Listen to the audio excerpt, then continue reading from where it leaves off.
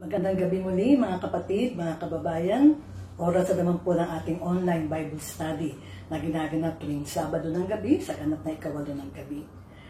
Nasa pang-apat na po tayong lesson doon sa ating mini-series na pinasimulan natin. Unang-una doon sa triumphant entry, pangalawa yung cleansing of the temple, pangatlo last week yung Last Supper, at ngayon naman yung betrayal, arrest, death, and resurrection ng ating Panginoon. Magbukas po muna tayo sa panalangin. Amang Diyos na banal, muli ay lumalapit po kami sa iyo sa pag-aaral na iyong salita. Humihingi kami na buksan mo aming mga puso at isipan upang maintindihan namin, maunawaan at maisapuso ang nais mong ipahati sa amin na mensahe ngayong gabi sa magitan ng aming lesson. Hinihiling po namin ito na may pasasalamat sa pangalan ni Jesus. Amen. Bago po tayo magsimula ng pag-aaral, hahandugan po muna tayo ng isang natatanging awitin ng ating kapatid na si Sister Joy Tonakaw.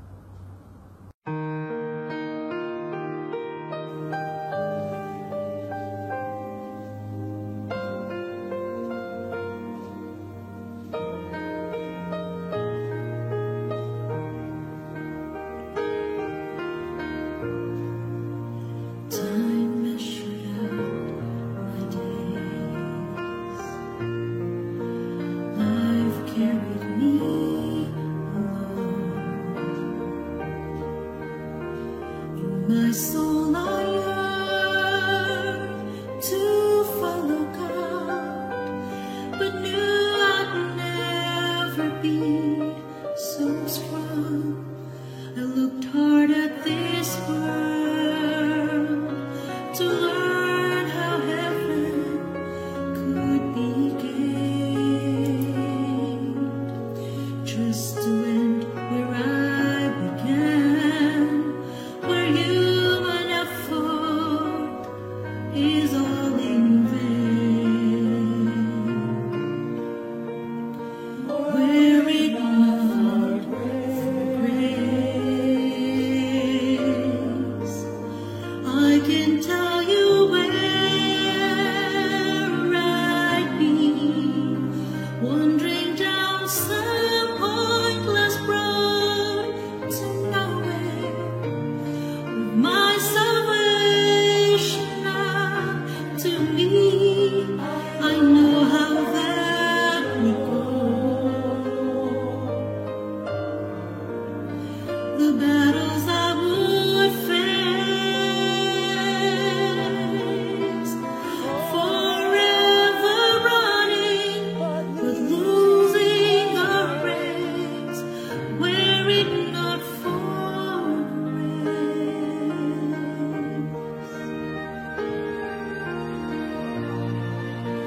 So here is all my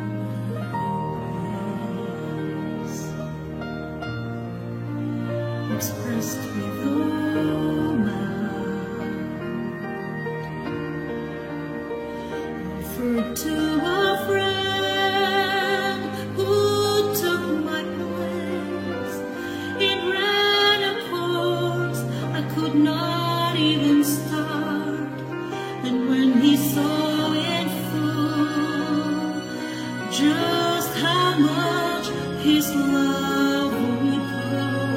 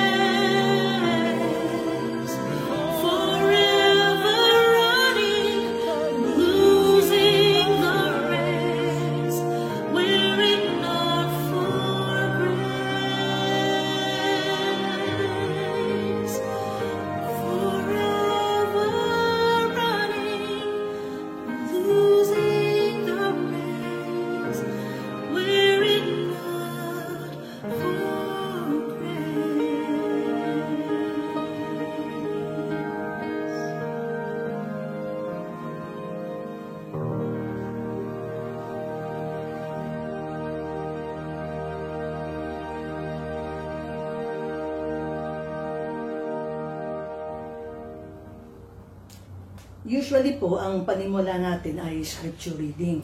Pero sa pagkakataon ito, dahil mahaba yung passage, mahaba yung istorya, wala po tayong specific passage na babasahin.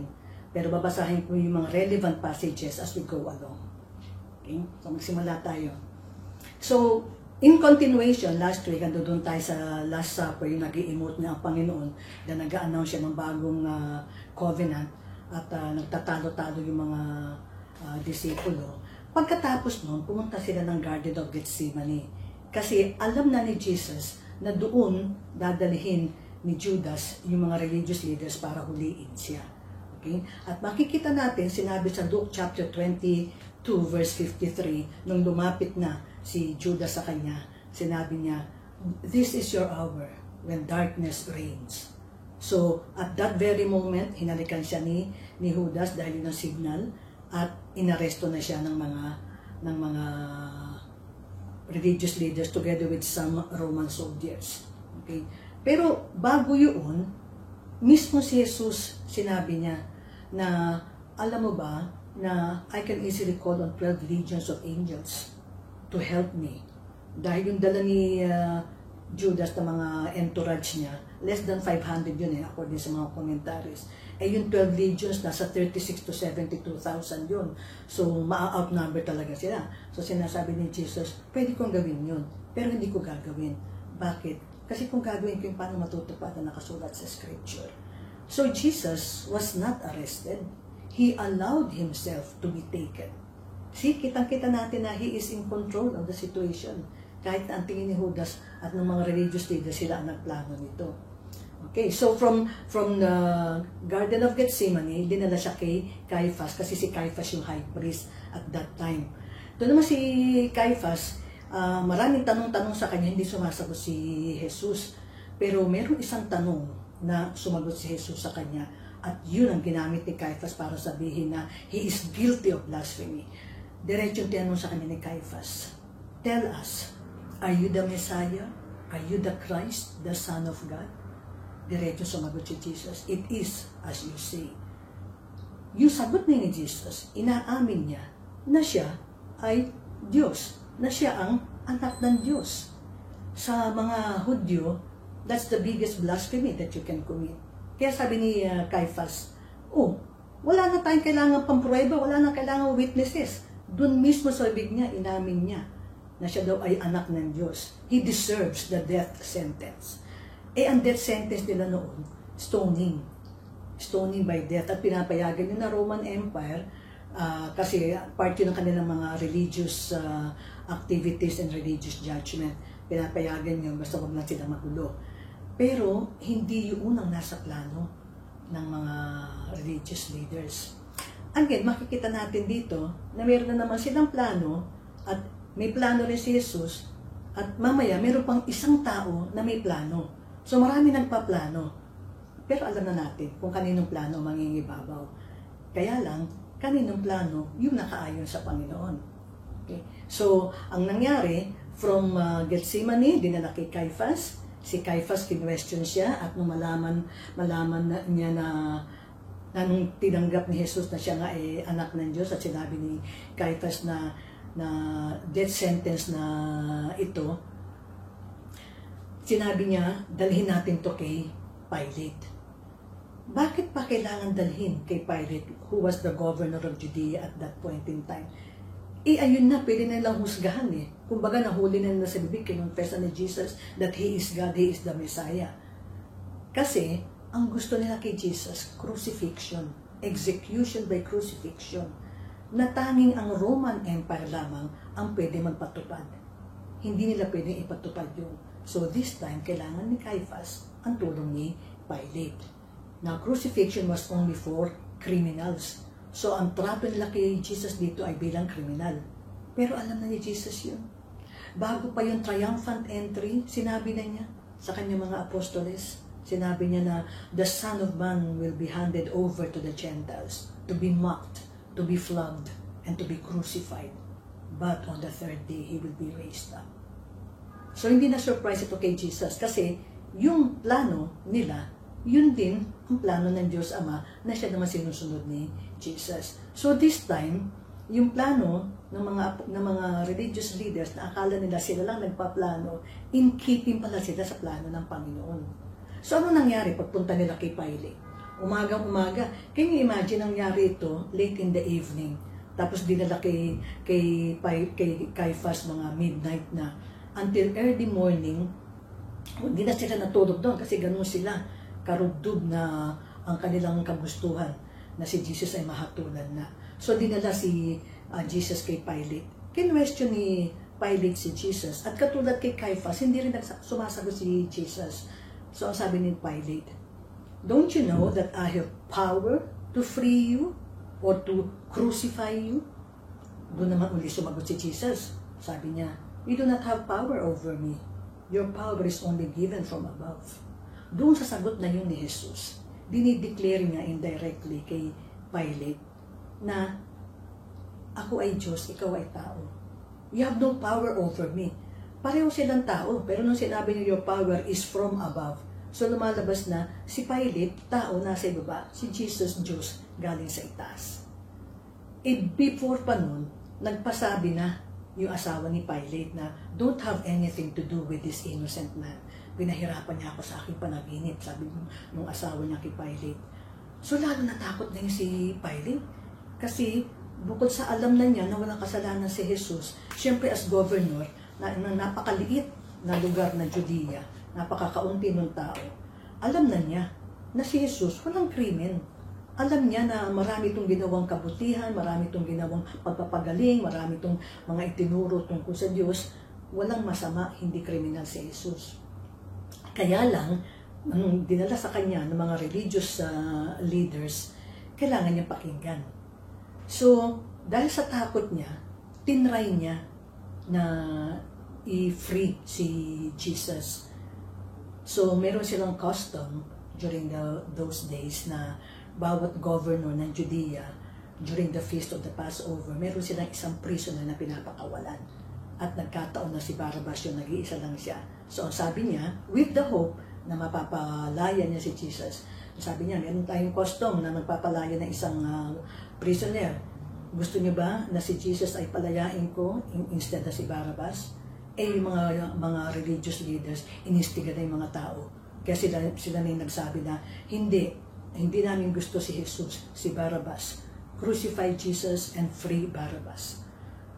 So, medyo nag-hesitate pa rin si Pilate. Nung nakita ng mga religious leaders na nag-hesitate si Pilate, dineliver na nila sa kanya yung ultimatum nila. Ginamitan siya ng ultimatum na sinabi nila sa John chapter 19 verse 12. Sinabi doon na, if you let this man go, you are no friend of Caesar. Anybody who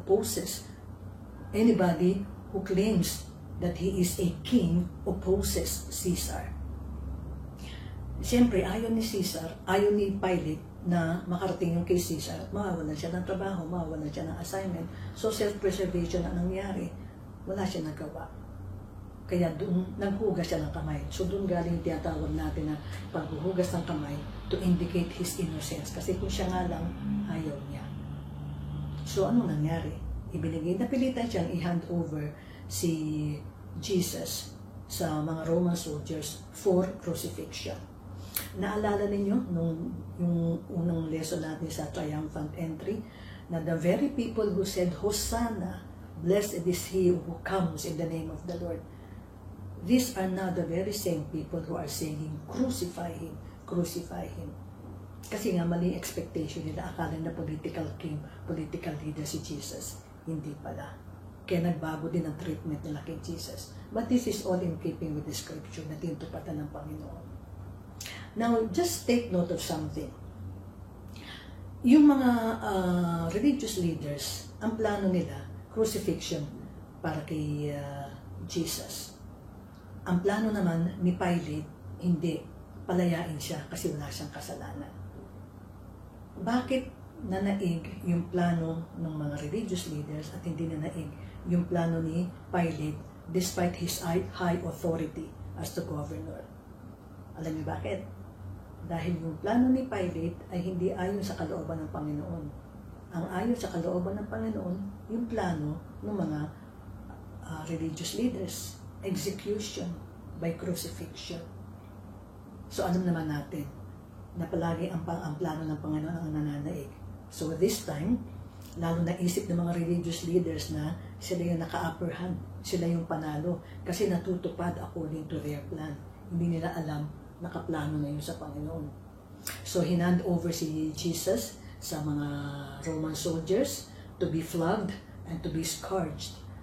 Now, hindi ko na ipi-play up ito, but we have to be reminded. We really always have to be reminded kung gaano kahirap at gaano kasakit yung dinaanan ng Panginoong Jesucristo para lang magkaroon tayo ng kaligtasan. Yung flogging na sinasabi, yung hahagupitin ganun sa likod, bareback yun, bareback.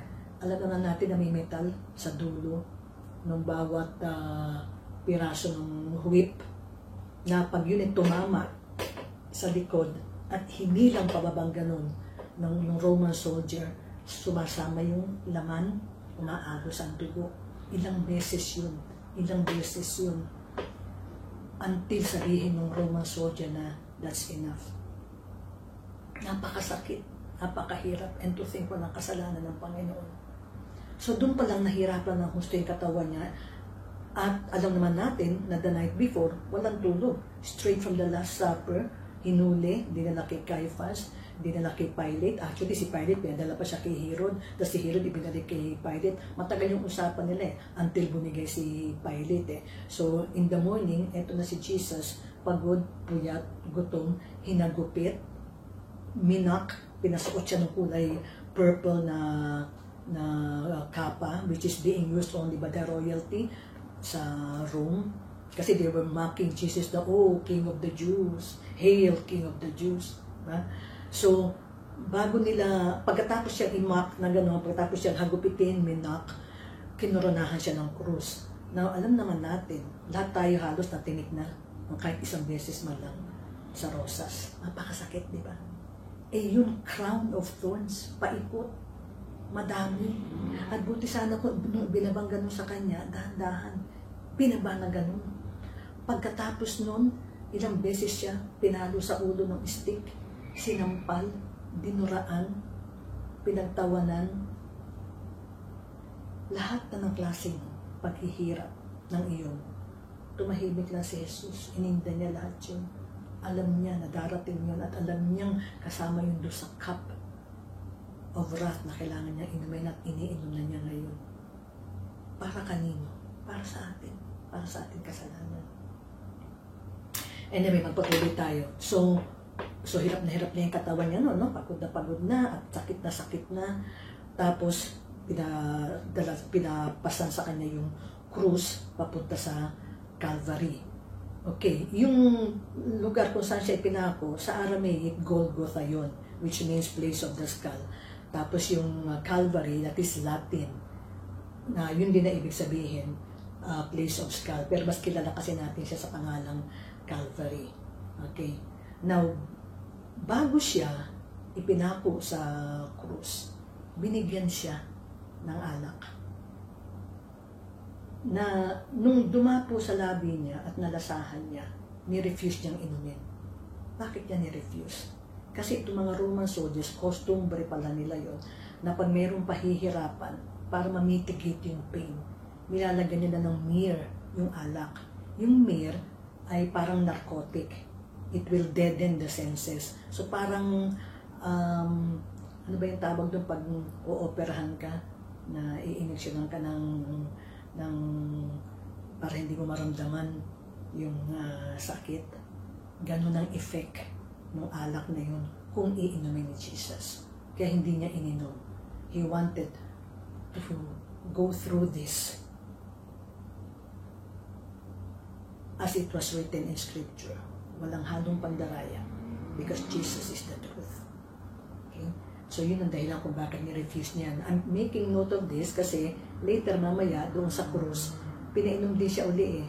Pero this time sour wine lang yun. Wala nang kasamang narcotic. Okay, wala nang anesthetic effect. Okay, yun tinake niya. Pero ito, dahil sa anesthetic effect, hindi niya tinake. Okay, so yung nangyari sa kanya na pagpako doon sa krus, this is a fulfillment Maraming fulfillment ng scriptures to hanggang sa mag-resurrect si Jesus. It is a fulfillment of Isaiah 53:12 which says, He was numbered with transgressors when He was crucified or when He was nailed between two thieves.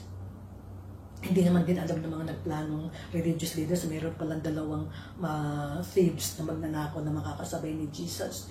Ang focus lang nila ay si Jesus. But so that scripture may be fulfilled, isinabay siya doon sa dalawang thieves na yun. And then, while hanging on the cross, natupad pa ang isa pang prophecy, Psalm 22:18, when the Roman soldiers cast lots for his garments. Sugalan nila yung kanyang mga damit, pinagkati-hatian nila. Nakasulat na lahat ng yun at naganap. Okay. So habang nandoon si Jesus sa krus, pinanpo na lang natin yung timing. Kasi yung apat na version ng gospel, iba-iba yung timing nila eh. Yung crucifixion ni Jesus, it began at the 3rd hour, which is 9 a.m. This is Roman timing. Sa Romans kasi, ang time nila, ang day nila nag-i-start ng 6 a.m. Samantalang sa mga Jews, nag-i-start ng 6 p.m. So, Roman timing ito. Yung crucifixion niya, which is yung flogging, doon nagsimula yun, ng 9 in the morning until the 12th. Until the 9th hour. So from the 3rd hour to the 9th hour, that is 9 in the morning until 3 p.m. Pero pagdating ng alas 12 ng tanghali, after 3 hours, at the 6th hour, darkness. Biglang nawala ang sikat ng araw. Biglang dilim na todo-todong dilim. Kasi papalapit na ang kamatayan ni Jesucristo. And doon, sa 6 na oras na yun, doon niya sinabi yung 7 last words. Kabisado pa po ba natin yung 7 last words? Sige nga, isa-isahin natin. Father, forgive them, for they know not what they do. Today thou shalt be with me in paradise. Woman, behold thy son. Son, behold thy mother. My God, why hast thou forsaken me? I thirst. It is finished. Father, into thy hands I commend my spirit.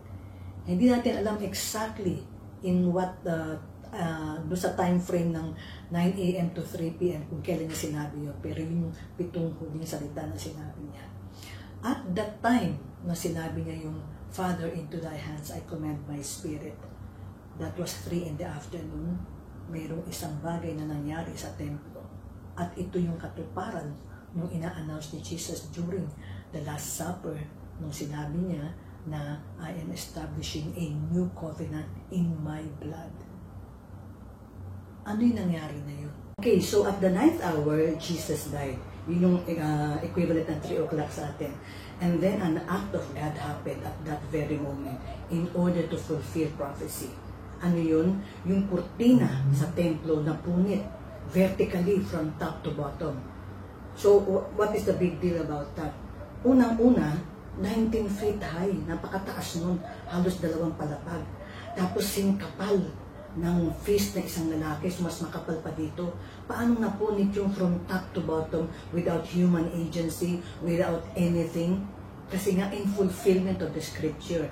Bakit? Kasi sumisimbolo yung kurtina na yun doon sa barrier between man and God, sa holy place at saka holy of holies. Sa temple kasi yung holy place hanggang doon lang yung mga pare. Pero doon beyond that, yung most holy place which is separated by that curtain, ang nakaka-access lang doon yung high priest once a year, every year, for the forgiveness of sins ng buong Israel. So ulit-ulit ginagawa yan para magkaroon ng kapatawaran, and only the high priest. So ano ang simbolo nun ngayon sa atin? Jesus is our high priest. He is the great high priest. So yung pagkamatay niya doon sa krus, yun yung nagtanggal ng barrier between God and man. Now may access na tayong lahat diretso sa Panginoon para sa kapatawaran ng ating kasalanan. Yun yung ina-announce ni Jesus noong Last Supper, that He will establish a new covenant in His blood. It was His blood that was shed on the cross. Yung kamatayan niya sa krus, yun ang nagbayad ng ating kasalanan at yun ang nag-alis ng kurtina na nagse-separate sa atin, sinful men from the holy God. So, naintindihan natin na this was an act of God in fulfillment of Scripture. Kaya salamat talaga sa tubo ng Panginoon, mayroon tayong kaligtasan. Now, a little bit of trivia. Naalala nyo, nung maliit pa tayo, nung nakapako na si Jesus sa krus, mayroong 4 na letra na doon sa ulunan niya eh. I-N-R-I. Ang tawag ko nga doon nun, INRI. Pero hindi naman natin alam kung ano ibig sabihin nun. Yung pala yung INRI ay Latin yun. Latin phrase which means, sa kabuuan, Jesus ay Nazarenus and Rex R. Iuderum I. Jesus Nazarenus Rex Iuderum, Jesus of Nazareth, King of the Jews. Bakit nakalagay yun doon? Sapagkat naniwala, sa palagay ko sa pagkakabasa ko sa scripture, tsaka sa napag-usapan natin kanina, naniwala si Pilate that Jesus indeed was the King of the Jews. Kaya in-insist niya yun. And for all the people to know and understand, ipinasulat niya sa 3 lengguwahe. The 3 major languages ng panahon na yun. Unang-una sa Aramaic, which was the language of the Jews in Palestine at that time, Greek, which was the international language, and Roman, and Latin, which was the language of the Romans at that time. Pero kung ang magkakaiba lang pagkaka-report, si Mark yung pinakamakaiksi. Sabi lang niya, the King of the Jews. Tapos si Luke, this is the King of the Jews. Tapos si Matthew, Jesus, the King of the Jews. Si John lang ang nag-report ng kabuuan, Jesus of Nazareth, King of the Jews. Pero kung pwede lang natin palitan, yung title na yun ni Jesus, hindi lang King of the Jews, King of Kings, Lord of Lords. Dahil siya lang naman talaga yung pwede gumawa nung dapat niyang, nung nagawa niya sa krus para sa ating kaligtasan, di ba? This is Jesus, King of Kings, Lord of Lords, our Savior, Redeemer. So, from that time, sa pagtutuloy natin, no? From the time na nakapako si Jesucristo, meron pang 2 prophecy na natupad. At the time of His death, kostumbre ng mga Romano na i-break yung leg. Kasi pag binreak yung leg, kung buhay pa mamamatay na agad. Or kung patay na, just to make sure na patay nga talaga. Okay? So, binali ang buto ng 2 magnanakaw on both sides ni Jesus. Pero, pagdating kay Jesus, hindi binali ang kanyang binti. Bakit? Nasusulat sa Psalm 34:20, His bones were not broken. The usual way of the Romans did not happen. But what happened was not what they usually did not do. And that was yung ginawa ng isang soldier. Pinierce niya sa side si Jesus, sinaksak niya pa ganun pataas, lumabas ang dugo.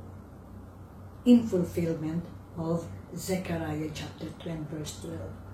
Jesus will be pierced on His side. So hanggang sa kamatayan ng Panginoon, ang kalooban ng Diyos Ama ang nasusunod. Hindi binali ang buto niya in fulfillment of Scripture.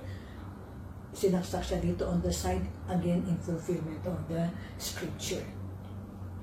At dahil nangyari yun alas 3 ng hapon, at alas 6 magpapasimula na yung Passover, Sabbath yun, yung Passover preparation. So in the window of 3 hours na yun, kailangan maibaba si Jesus sa krus. Ang customary nila, ang ginagawa nila, yung mga kinukrucify, hindi yan inililibing. They are not given the dignity of a burial. Bakit? Kasi mga criminal sila eh. Itinatapon lang niya sa isang common pit. But Jesus' body was not thrown in fulfillment of Isaiah 53:9. He was assigned a grave with the wicked, but with the rich in his death. As a criminal crucified at the cross, ang naka-assign talaga sa kanya, a grave with the wicked. But in order for the scriptures to be fulfilled, he was given a decent burial in a garden tomb. Saan nakasulat yun? Sa John chapter 19, 38-41. At ito ay babasahin ko. Kailangan kong basahin kasi yung mga susunod nating discussion, malaki ang kinalaman nitong passage. Okay? So babasahin ko sa New International Version. John chapter 19, verses 38 to 41. Later, Joseph of Arimathea asked Pilate for the body of Jesus. Now Joseph was a disciple of Jesus, but secretly, because he feared the Jews. With Pilate's permission, he came and took the body away. He was accompanied by Nicodemus, the man who earlier had visited Jesus at night. Nicodemus brought a mixture of myrrh and aloes, about 75 pounds. Taking Jesus' body, the two of them wrapped it with the spices in strips of linen. This was in accordance with Jewish burial customs. Alam niyo yung style na parang mummified, paikot. At the place where Jesus was crucified, there was a garden. And in the garden, a new tomb in which no one had ever been laid. Yun yung sinasabi na he was assigned a grave with the wicked, but with the rich at his death. Kasi doon siya inilibing. Doon sa magandang at bagong-bagong libingan sa garden. Na actually, Joseph intended that garden tomb for himself. Siya may-ari nun eh. Para sa kanya yun. But the Lord had intended it for the Lord Jesus Christ. At alam natin, di ba, na nawala lahat yung mga disipulo. Yung mga babae lang na followers ni Jesus ang nandun doon mula nung time ng flogging hanggang doon sa time na siya ay namatay doon sa krus. Nawala silang lahat.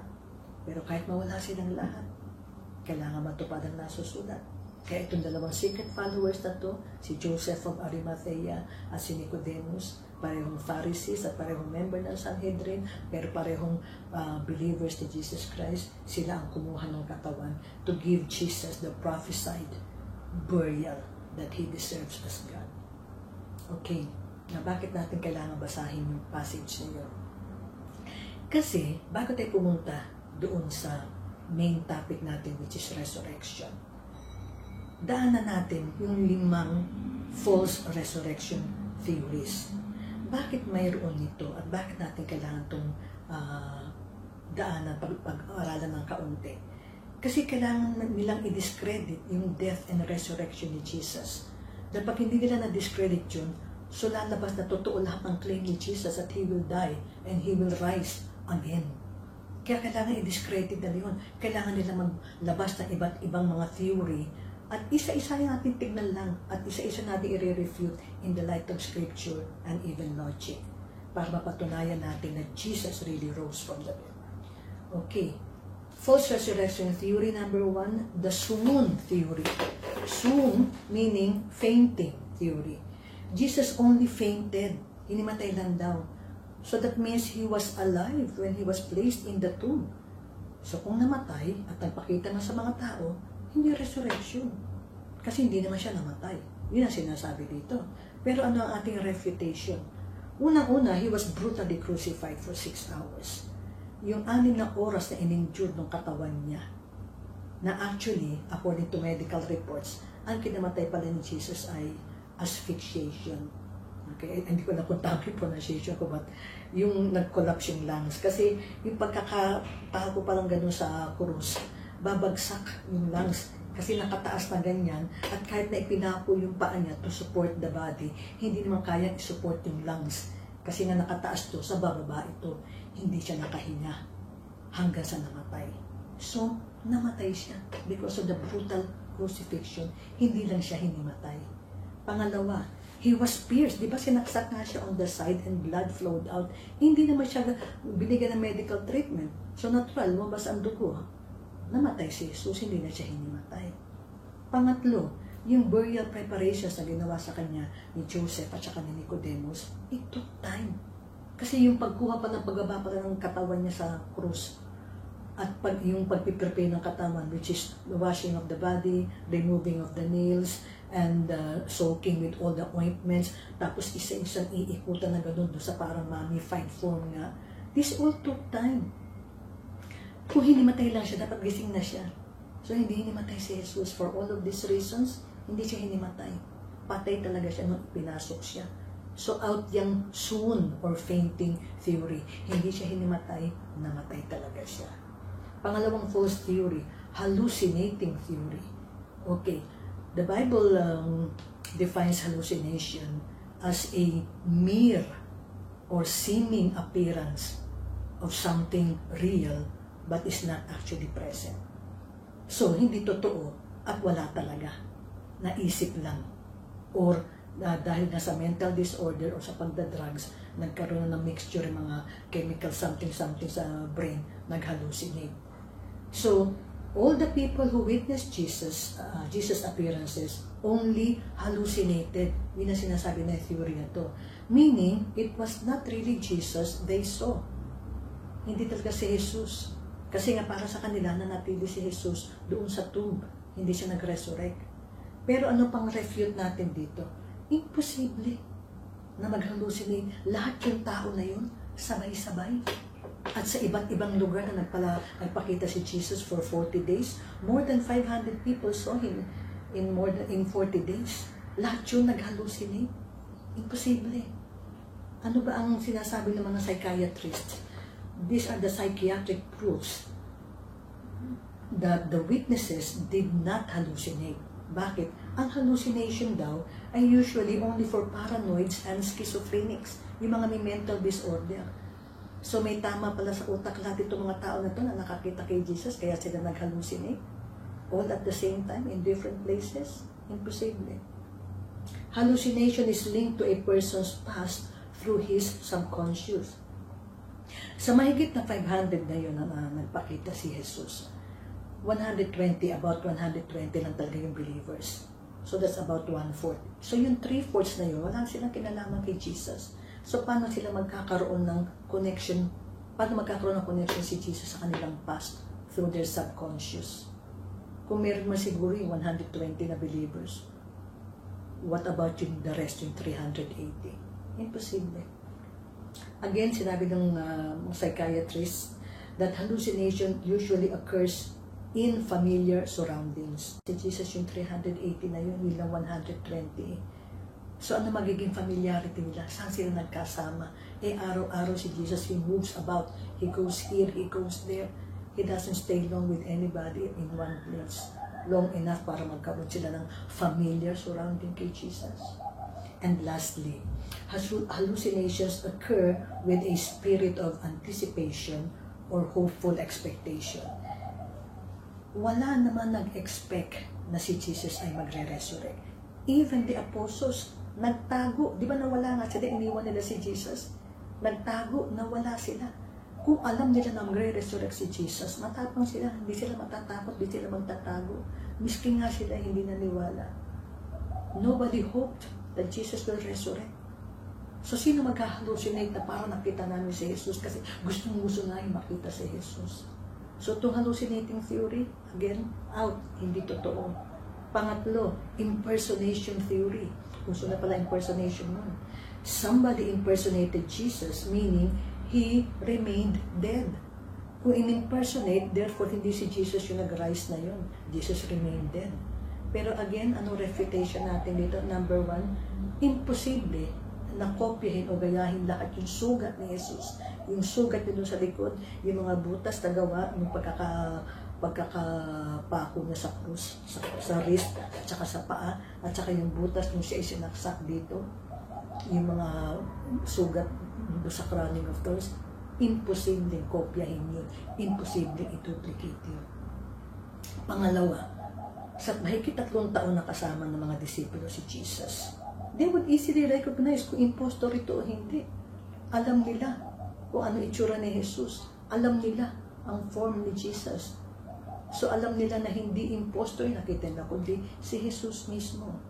At pangatlo, pinakamatindi dito sa impersonation theory, yung unang pagkapakita ng Panginoon sa kanila, they were in the upper room. Takot na takot sila nun. About 120. Actually, wala pa kasi Thomas doon, so dapat 121.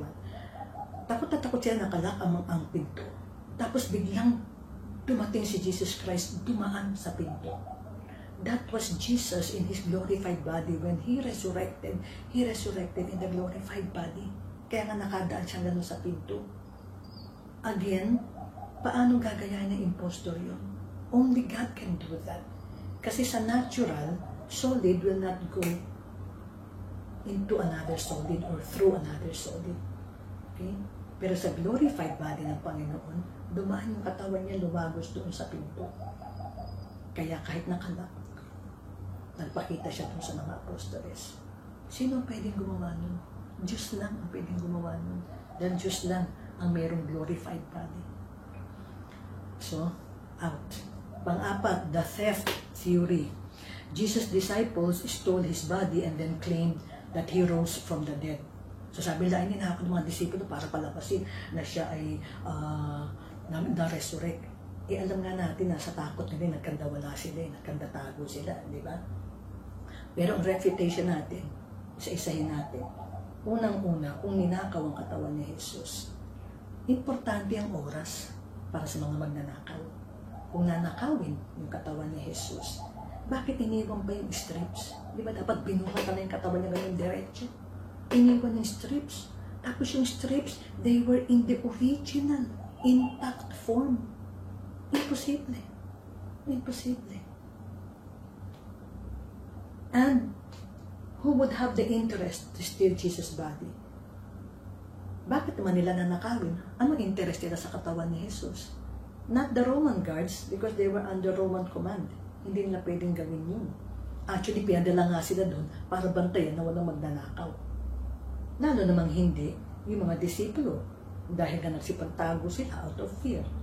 Hindi rin yung mga female followers niya.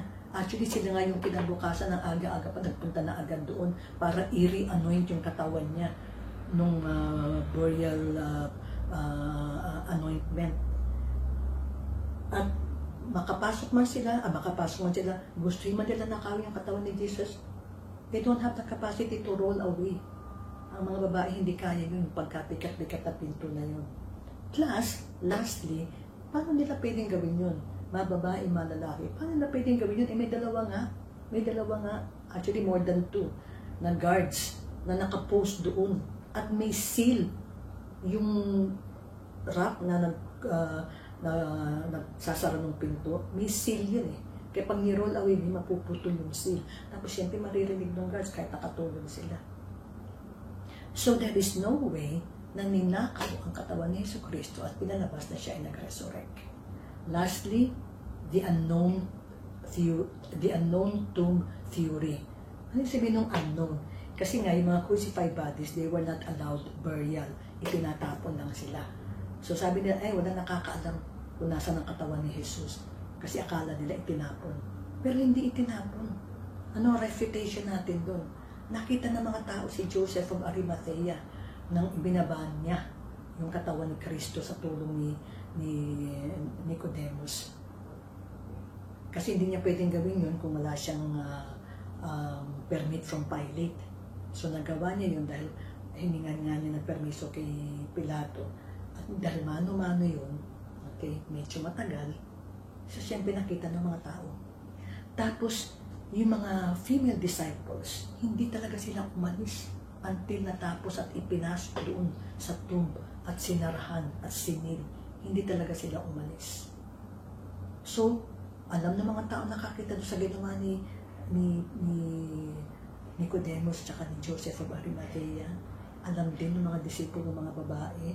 At siyempre, alam ng mga Romano dahil sila ang nagpadala ng mga guards doon sa tomb na babantayan.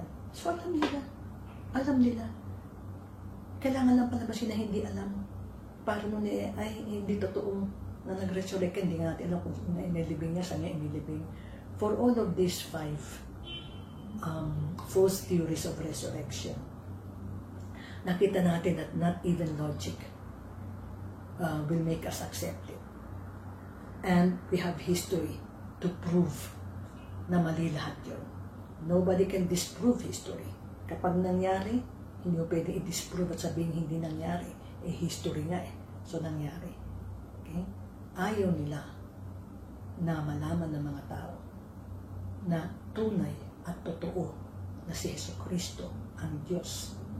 Si Yesu Cristo ay nabuhay bilang tao. Ang tawag natin doon incarnation. That is a major Christian doctrine. Hindi siya tao, nagkatawang tao, nabuhay, namatay. Nanatiling patay, hindi. Dahil nag-resurrect siya on the third day. Katulad ng sinabi niya, katulad ng nasusulat. Para ano? Para sa ating mga kasalanan. Para patunayan that it is possible for man to live, to die, and to live again if we have the life of Jesus in us. Anong pinatutunayan ng resurrection sa atin? Again, mayroon na naman dalawang passages na na-fulfill. Jesus' resurrection is the fulfillment of Psalm 16, 9 and 10 na nagsasabing, "You will not abandon me to the grave." Hindi nga siya naiwan dun sa grave kasi hindi siya nanatiling patay, di ba? And Psalm 30 verse 3, "You brought me up from the grave." Nag-resurrect nga siya. He did not remain dead. He is alive. Jesus is alive. Jesus, our Lord, has resurrected. So what does Jesus' resurrection prove to the whole of mankind? Kaya pa na yan disprove nila. Unang-una, it proves His deity. Sinabi sa John chapter 10 verses 17 to 18, "The reason the Father loves me is because I willingly lay down my life only to take it up again. I lay it down of my own accord. I have the authority to lay it down and to take it up again." Only God is the author of life. Jesus is the author of life. Jesus is Lord. Jesus is God. Pangalawa, His perfect sacrifice conquered death. Ang sabi ng 1 Corinthians 15:55 to 57, "O death, where is your sting? O death, where is your victory? I have conquered the grave." Sabi ng Panginoon. Bakit? Ganun namatay siya, hindi siya nanatiling patay. Siya ay nabuhay muli. His perfect sacrifice conquered death. Pangatlo, His supreme authority. Ang sabi ng Panginoon, lahat ng bibigyan ko ng buhay ng buhay na walang hanggan. Walang pwedeng mag-alis sa kanila kapag inilagay ko sila sa aking mga kamay.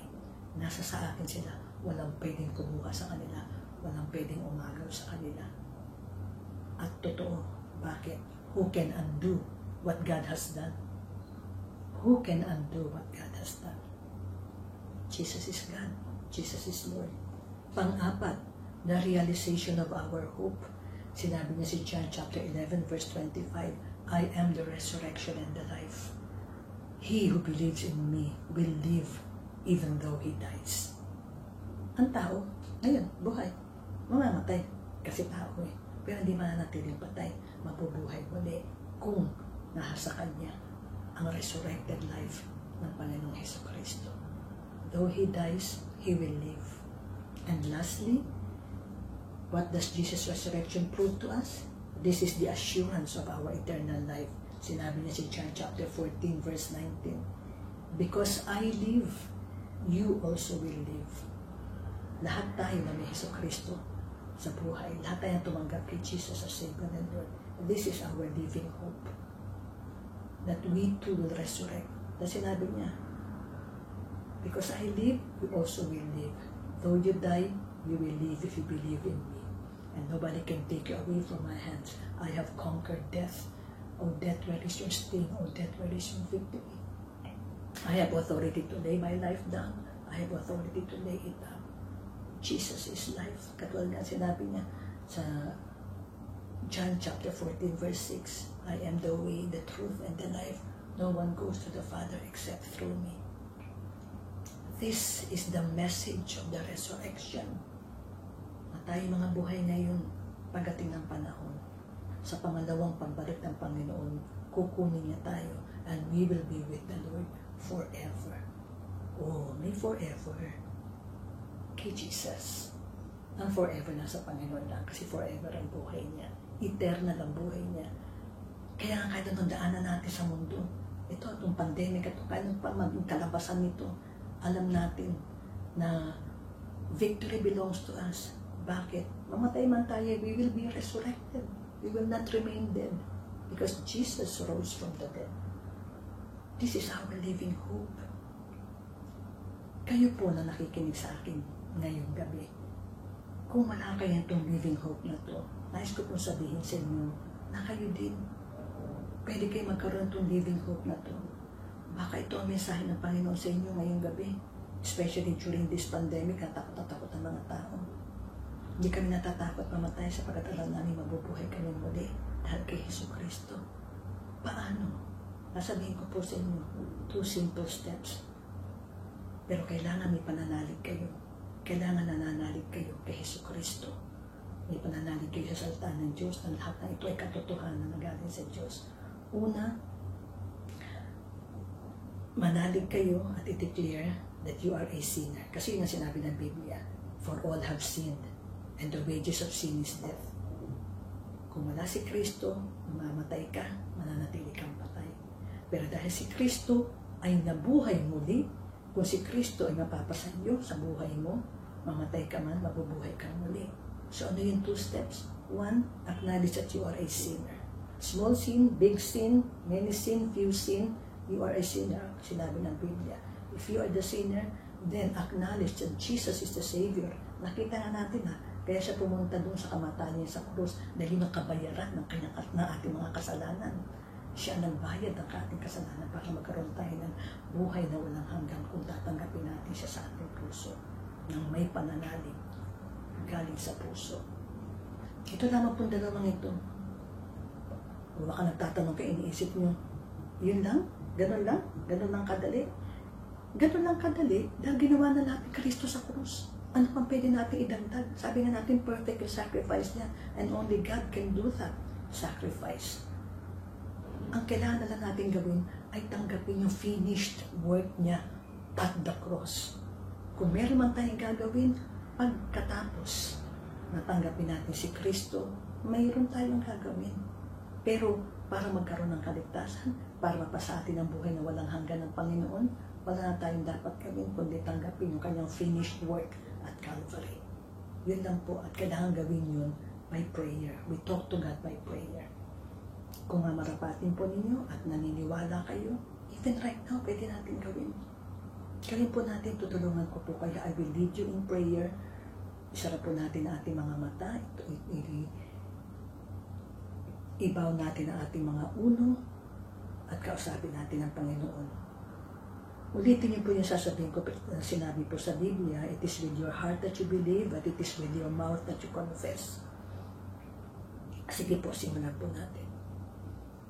Panginoong Jesucristo, tinatanggap ko na ako isang taong makasalanan at mamamatay ako sa aking kasalanan kung wala ka sa aking buhay. Tinatanggap ko rin na ikaw ang Diyos na nagbayad ng lahat ng aking kasalanan sa pamamagitan ng inyong kamatayan doon sa krus, sa Kalbaryo. Tinatanggap kita ngayon sa aking buhay as Savior of my life from all of my sins from which I repent, and Lord of my life, the new life that you're giving me, the eternal life, the spiritual life. Salamat, Panginoong Jesucristo, na sa pagtanggap mo sa akin ngayon at sa pagtanggap ko sa iyo, mayroon na akong eternal life, ang iyong buhay na walang hanggan na nasa sa akin, at kasama na rin ako doon sa mga kapatiran na who are looking forward to your second coming so that we can be with you forever. Maraming salamat sa kaligtasan, Panginoong Jesucristo. Ito ang aming dalangin sa pangalan ni Jesus. Amen. Mga kapatid, if you really pray this prayer from the heart, then now you also have eternal life. Then now you also have the living hope. Then now you can also look forward to the resurrection at Christ's second coming. Meron ka na rin forever. At sana po, kayo po, gusto po sana namin makausap kayo para matulungan namin kayo na mas makilala pa ang Panginoon at lumago din. At para malaman nyo rin kung ano naman yung mga gagawin. Meron tayong gagawin. Di ba sabi ko kanina, pagkatapos natin tanggapin ng Panginoon, pumunta po kayo sa website ng FCC. Kontakin niyo po kami. Gusto po namin kayo makilala at matulungan. O kung sino yung nag-imbita sa inyo o nagturo sa inyo dito sa online Bible study na to, kausapin niyo po. Hingin niyo ang kanilang ang contact number nila. Or, pag natapos na ang lahat ng ito, pumunta po kayo doon sa church namin. Ang Filipino Christian Church ay nasa likod lang po ng immigration building. Katapat po ng British Kubayrat School. Every Friday po, 12:30 ang oras ng pagsamba namin. Filipino Christian Church. gusto namin magkilala tayo dahil magkakapatid na tayo ngayon kay Kristo. Iisa ngayon ang ating Ama sa langit. Kaya ang tawagan natin ay brother and sister. So, syempre, ang mga brothers and sisters dapat nagkakasama, nagkakausap. So, salamat sa inyong pakikinig sa gabi nito. Salamat sa salvation na mayroon na din kayo. Mga kapatid, this is our living hope. This is our living testimony. This is the living message na dapat natin ihayag sa buong mundo. We don't have to be a preacher. I-share lang natin kung ano yung nalalaman natin, kung ano yung ginawa natin, at ano yung mga naranasan natin. Sapagkat totoo si Jesucristo. Ang Diyos ay buhay. He is risen. Our God is alive. Manalangin po tayo. Diyos amang makapangyarihan sa lahat, salamat po sa message of hope and resurrection. Salamat sa mga kaluluwang tumanggap sa iyo kahit sa pakikinig lamang na ito sa gabay ng banal na Espiritu. Patuloy, Ama, na manguna ka. Patuloy na pangunahan mo din kami. Nang sa ganun ay lumaganap ang iyong salita, ang katotohanan na mayroong buhay na walang hanggan, at yun ay masusupunan lamang sa iyo. Tangi sa iyo lamang, Panginoong Jesucristo. Maraming po salamat sa gabi nito, Ama. Maluwalhati ka. Ikaw lamang sa aming buhay. Muli ay hahandugan tayo ng isang natatanging awit, ang ating kapatid na Joy Tonakaw.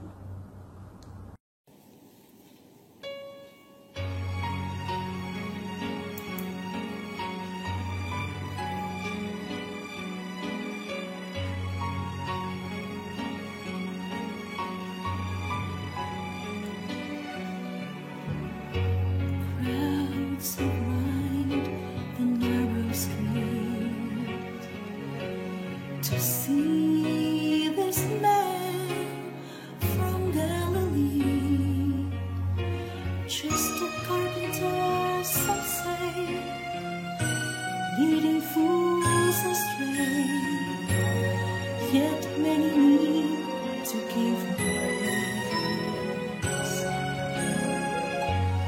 And in his eyes he glimpsed the power that sees the heart of all men. And he knows his Father's mind. He speaks his Father's words, for he comes in the name of the Lord.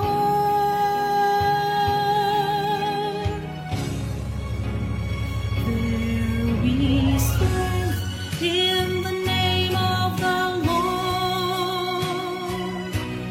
There is power in the name of the Lord. There is hope in the name of the Lord.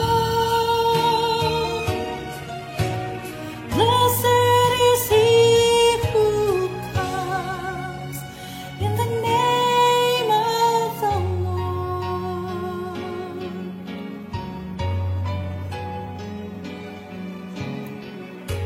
When my plans have fallen through, when my strength is nearly gone, and there's nothing left to do, just depend on you and the power of your name. And as we call upon your name, for strength through weakness to show, we can know the Master's plan, extend the Master's hand when we come in the name of the Lord.